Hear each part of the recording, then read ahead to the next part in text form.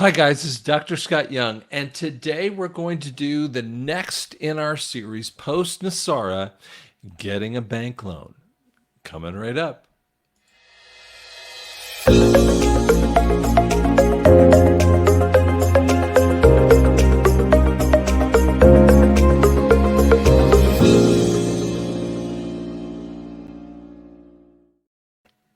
So I've been doing this series here on Post-NESARA, and you guys seem to have really liked it. So I'm going to keep it going here. If there are any comments of other things that you'd like to see, I'd love to hear them.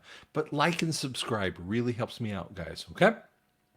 Let's hit up into it here and let's talk a little bit about this because there's a lot of confusion on this particular topic, okay? Because we have a whole bunch of people on one side of the field and a whole subset on the other, and most of the rest of the subset on the other just going, I don't get it. I don't know what's going on here, okay?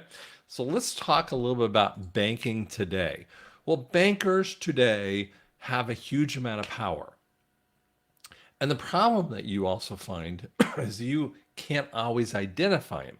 I mean, it just says Capital One or it says XYZ Bank, but you have no idea who actually bought that. And sometimes they have been bought out by a larger bank, right? It could be bought out by PNC Bank or whatever, but you don't really know it. Or it says a branch of PNC Bank.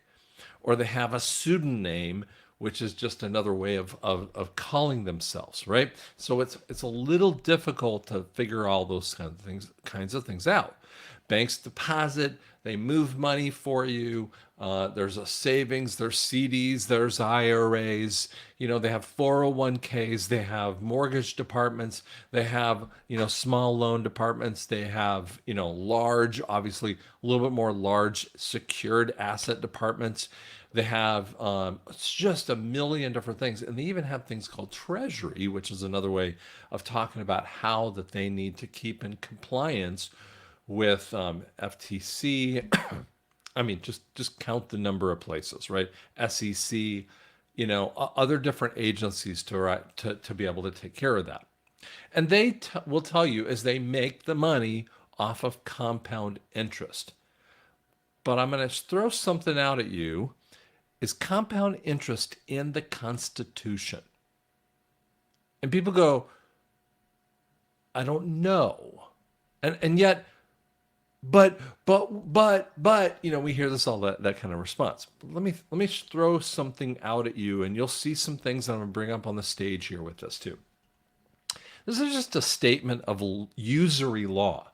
And so, to kind of give you an idea of what it says, depending on where you live, you could get a small loan with an annual percentage of 36, 300, 600%. Why the staggering interest, right? So when you look at this, usury laws are done by the states so that you do not have an extraordinary amount of expensive interest that is unsustainable with this kind of thing too. And yet there's no federal law that sets a maximum interest rate on all loans, but states will restrict that. Well, that's a fascinating point. Now, one of the things that they do in the 1800s, they used to set the rates to 6%. Doesn't that sound like a cabal number? That's actually the number of man. His number is 666, Revelation 13:18. That's where they get that kind of stuff from. So when you start seeing this kind of thing, you see this usury thing and you go, is what does that mean? Well, let's talk about what the Constitution actually allows them for when we talk about these, not just these usury law points, but in the articles of the Constitution. Okay, so the articles under Section 8 is called the power of Congress. So let's pull this up here. I'm going to bring that off the screen here. So Congress shall have the power to lay and collect taxes, duties, and impose excises, imposts, sorry, and excises. And that's to pay the debts and provide for the common defense, general welfare of the United States. So we're talking about U.S. Congress, right? They have ability to borrow money on credit on the United States. regulate the commerce within foreign nations, which is a big issue, right? Establish uniform rules of naturalization, which means immigration points, okay?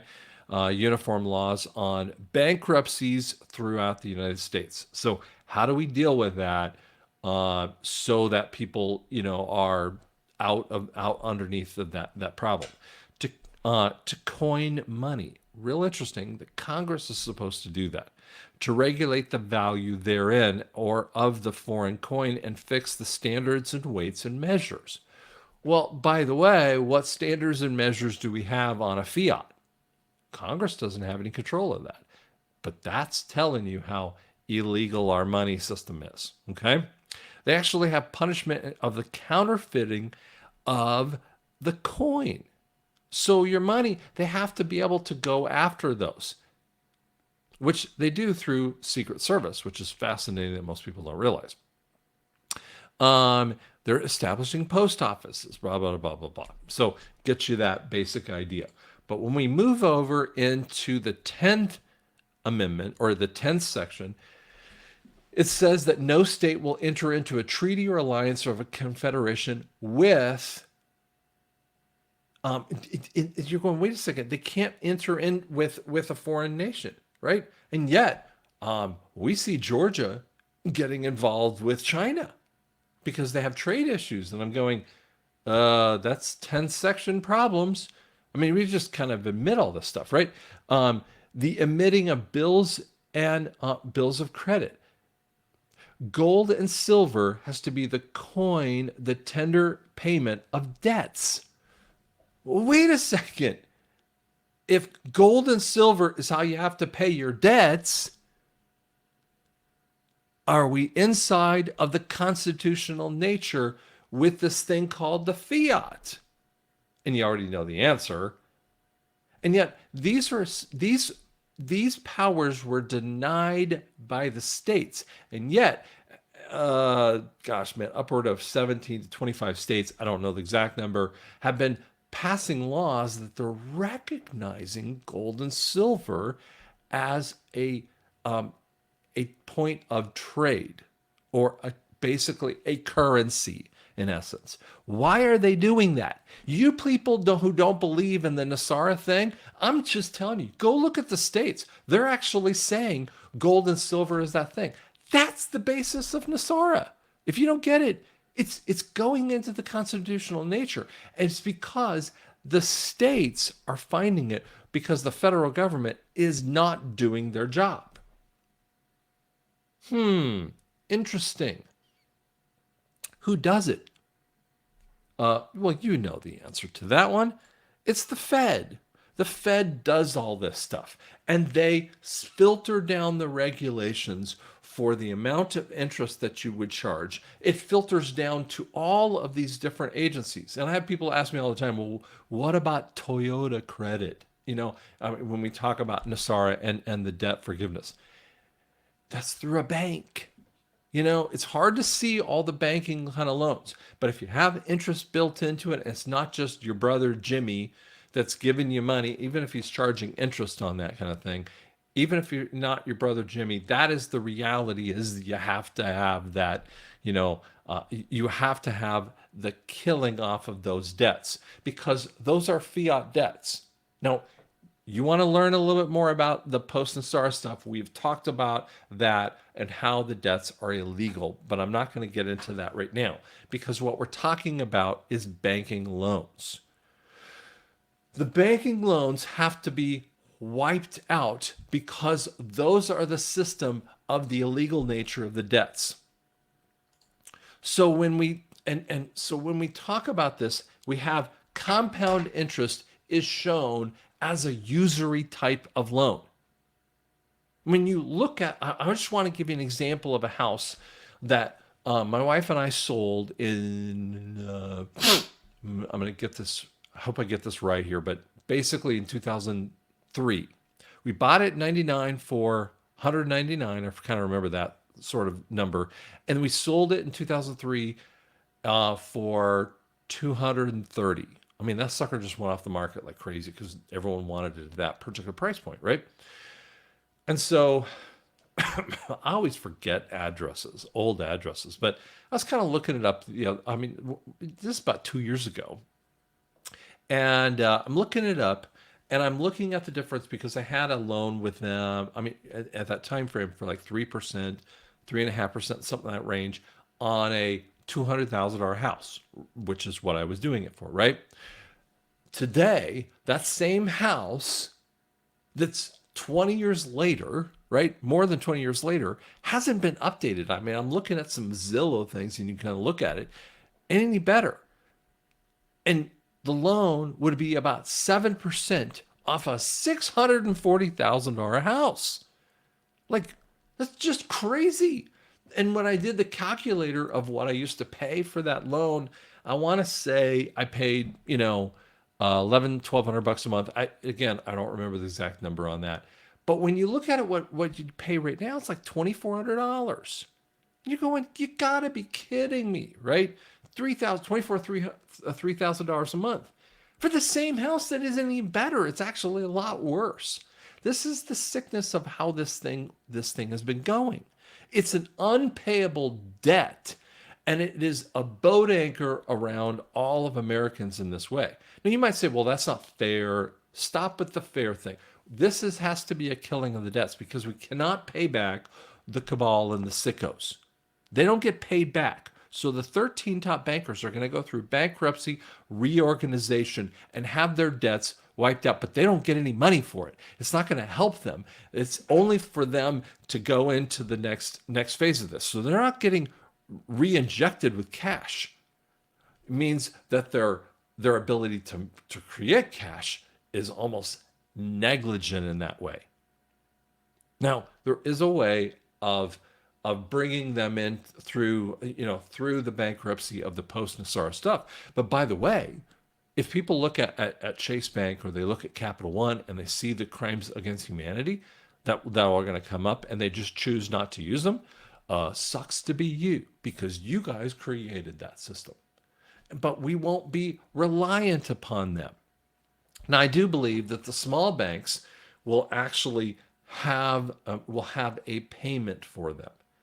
So that's where I believe the NESARA trusts, there are different trusts, and they will be paying back the small bankers because we can't have every bank going out because they don't have any ability to have funds anymore for their old loans. But it means that you have to be wiped out. That's part of this whole system.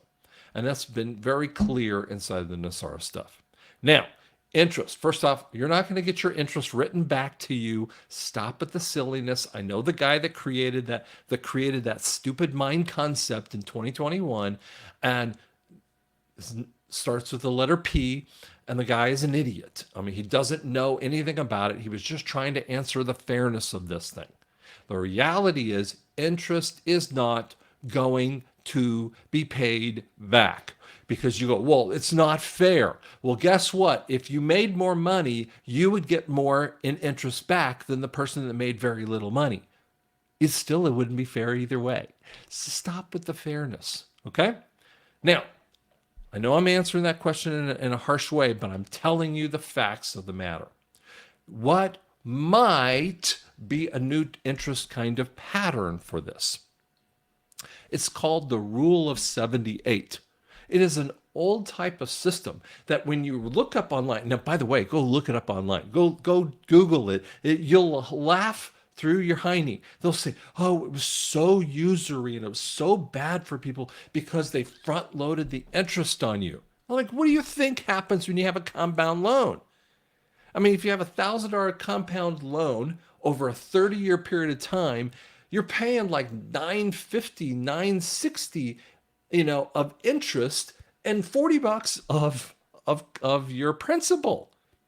By the time you end the loan, which almost no one is doing anymore, by the time they end the loan, of course, massive amount of principal and a tiny bit of interest.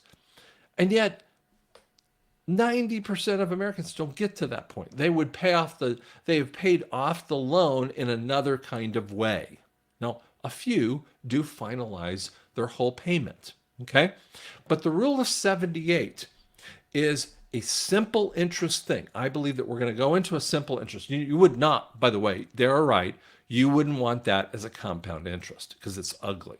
But if you have a simple interest loan, and you can do the math, go do a compound interest loan on any number, any house that you want to come up with. Then do that by simple interest. Just type in 5% loan, 3% loan, 1% loan, whatever you want to come up with a number.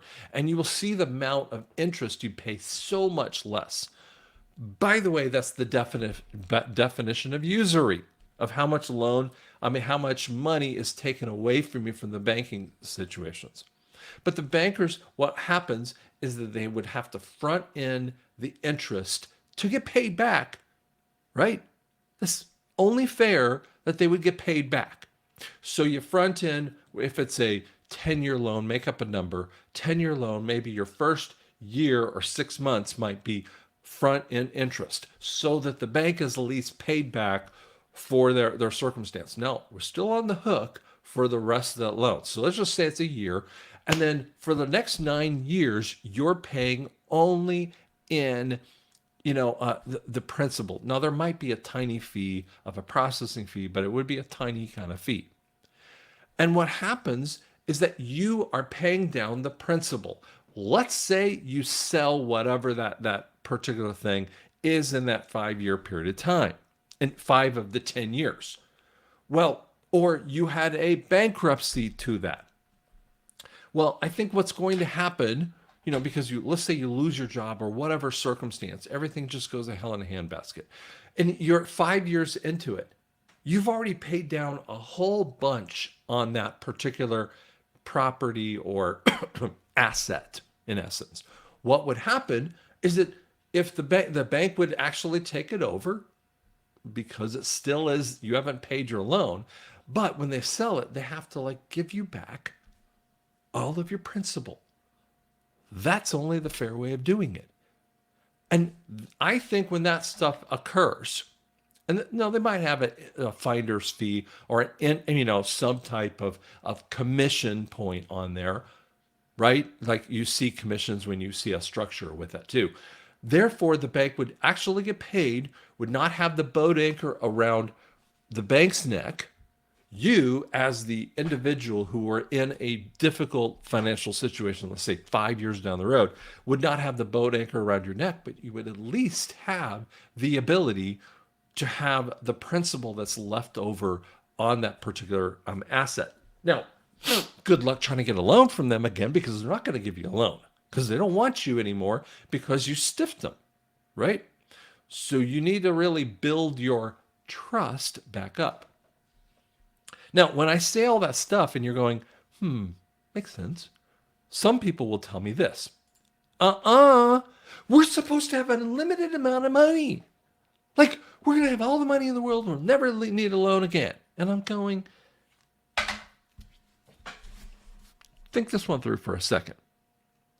You think that someone who's made $30,000 a year, make up a number, any number you want to, suddenly has enough money to go buy a house, and even if the house is $300,000, and NESARA pricing after a few months here, whatever, 6 months, whatever time frame you want to say, knocks it down by a third, which is $200,000 house. How does a guy with $30,000 suddenly have $200,000 to his name? Oh, because we're going to have the bond money, or we're going to have a UBI and all this other stuff. And I'm like, that was never specified in any level of the NESARA stuff. That's pie in the sky kind of craziness. And frankly, if we throw in lottery, helicopter money to people, what would they do? Ask yourself the question. Well, you might be really good about it. Maybe you could convince me you are 100% good. But the reality is most of humanity would spend, and get themselves in massive problems with this. You cannot, on an overall level, throw out that money because they've been so used to debt. Now they're just using their own money, and it becomes this crazy circumstance where they don't even have a value inside the money that instantly does have a value. That's the sickness of what would happen in that way. Because here's what, so that's hopefully answers it. I know you're going to be mad about this. You're going to leave mad comments. If you're angry about your comments, I'm going to delete you. You can say you can disagree with me. Happy to let you disagree with me. But if you get angry and you call me names, you're deleted. Okay? So I'm just telling you that right now. But loans have to be good for both sides. You see, what happens in the new situations, what will happen is a business like myself would come to a bank and say, hey man, I want to build out a new building. I don't have the money for that new building. And the bank goes, yeah, that's a great idea. Now I would have to present a business plan. What a concept, right? And then Scott would then pay it off over that time frame. We negotiate a time frame and then pays it off, and he goes, and it works out, and it's built my assets, it's built the bank's assets, and they go, man, this is great. What do you want to do next? Well, let's do Y. And what that does is it creates more jobs, it creates more business circumstances, it creates more capabilities for people to live in way more harmony, and that is a win-win. And I say this, and there's a thought in the back of the head that most people don't want to hear when they think of this NESARA thing. And they think of the cash cow that's going to come in. And I'm going, budget. Well, I don't need no stinking budget. And I'm like, you don't need no stinking budget? You think that's going to work in the reality? You see, even the Constitution tells us that they have to live within a budget. You think if the Constitution and the U.S. government and a business, by the way, a business lives in a budget, a good one. So if a business lives in a budget and the government lives in a budget, why wouldn't you live in a budget? For you who think that you're going to have a limited amount of money, if the budget and a business has to live inside of that, basically, if I said a government and a business calculates everyone else out there, why would the people not have to live within their means? And by the way, I think that will be the basis of this. I don't think that there's going to be any type of, there's not going to be any social credit. That's Great Reset stupid that is gone to the wayside. You're seeing some of the fakeness of that. And the credit scores have to be fully fleshed out. You're talking about debt to income ratios and the ability to pay it over time. Those are the two main features of the credit system. Well, guess what? If the debt is wiped away, everyone has 100% debt to income ratio, right? I mean, meaning, or income to debt ratio. So it's 100%. Like, how do I calculate anyone? The answer is the system won't work in that way. There has to be a new system, and it has to be budget based. I am not going to give a loan to a person who walks in and has no ability to pay that loan. I mean, my gosh, that's how businesses run. You don't sell, if you sold, and I'm making up a widget conversation, okay? You sold a widget, you sold 3 widgets. The first widget is $100, the second widget is $500, and the third widget is $1,000. Now, no one sells the $1,000 all the time to every single customer. They sell a variance between the 3 widgets. Now, that is a very simple way of thinking about that. It's because you're selling it within that. Now, you need to be a good value in any one of those 3 areas. Smart business people want to have it a good experience for all of their customer base that they would deal with. All their patient, customer data, client data, whatever that is, okay? Therefore, you have to have 3 decent widgets, but they would have a range of capability, whether it's a service, whether it's a item, whatever that might be, because it's built in a budget. So the person that buys the $100, that's what they can afford. They wouldn't afford, and I'm not trying to flip you off here. They would, so I got to be careful. They wouldn't be able to afford the $1,000 one, right? It's because that's made for a different person at a different level, or they have a different need that they're doing with that, right? Versus the person up here, the person in the middle is kind of going, well, I can afford more than the $100, but I really can't afford the $1,000. That's all budget basis. And that's how currencies and monies actually work.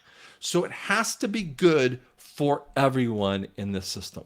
And I promise you, it will make a difference in your life. And so we're going to see a lot of interesting, cool changes out there. Hope it helped you out.